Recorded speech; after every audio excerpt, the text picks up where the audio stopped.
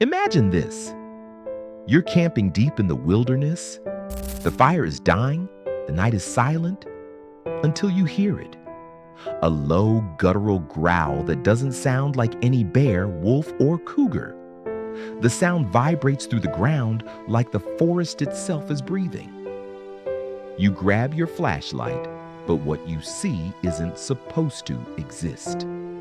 Here's the secret few dare admit.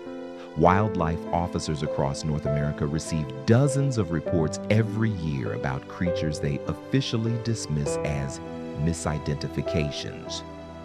But off the record, they whisper a very different story. What if I told you that entire regions of protected forests are closed off, not because of fire risk, but because something else is hunting there? Would you still go hiking tomorrow if you knew? If these things aren't bears or wolves, then what exactly are officers covering up? In 2017, a Montana game warden admitted privately that he responded to a livestock attack where every horse had its throat torn out. The official report? Mountain lion. But the bite marks were twice the size. Hunters describe creatures standing on two legs, shaggy and foul-smelling, eyes glowing orange in the dark. Witnesses say the stench hits before the sound, like rotting meat mixed with wet dog. Some call it dogman, others say skinwalker. But officers? They call it classified? Why? Because the moment you admit something unknown is out there, the entire wilderness industry collapses. Camping, tourism, even national parks.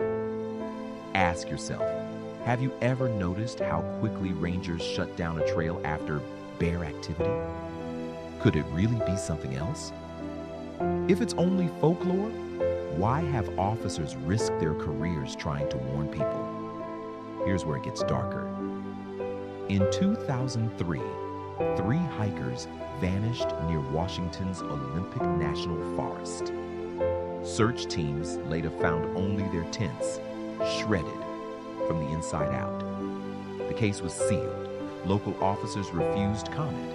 Even worse, a wildlife officer in Michigan broke silence in 2019, confessing he'd investigated unexplained fatalities where bodies were found half-eaten, but not in the way wolves or bears kill.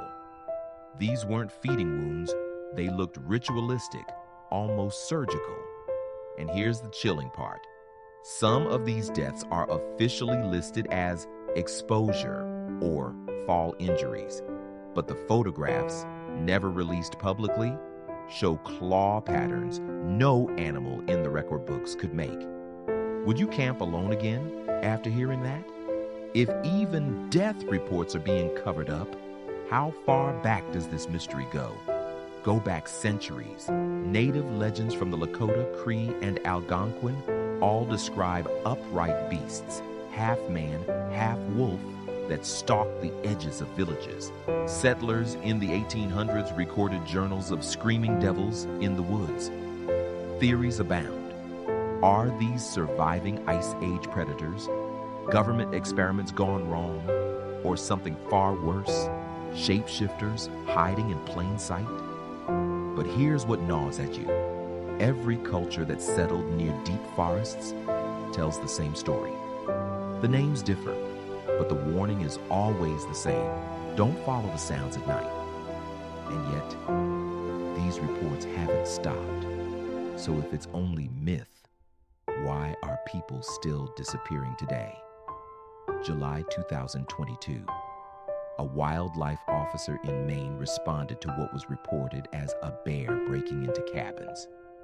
But the tracks, captured in photographs, showed 5 clawed toes on a human-like foot. The prints measured over 18 inches long. That evidence? Buried. The officer was reassigned. In Colorado, Ring cameras have caught glimpses of tall, hunched figures prowling neighborhoods at 3 a.m., only to vanish when approached. Wildlife services tell locals coyotes.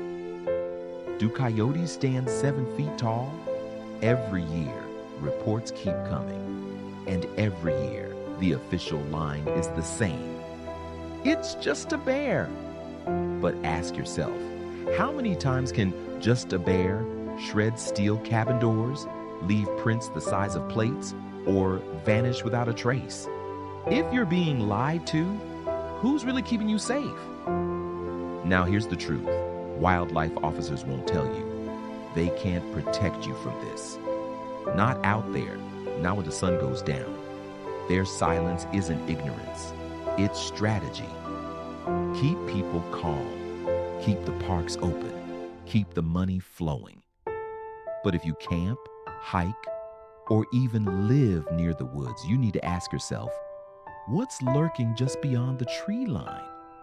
Because the next animal attack in tomorrow's headlines might not be what you think. So, do you really want to know what's hunting in America's forests? Because if you do, stay with Lost Beasts Journal. What comes next may finally expose the thing officers fear most. What if it's already watching right now?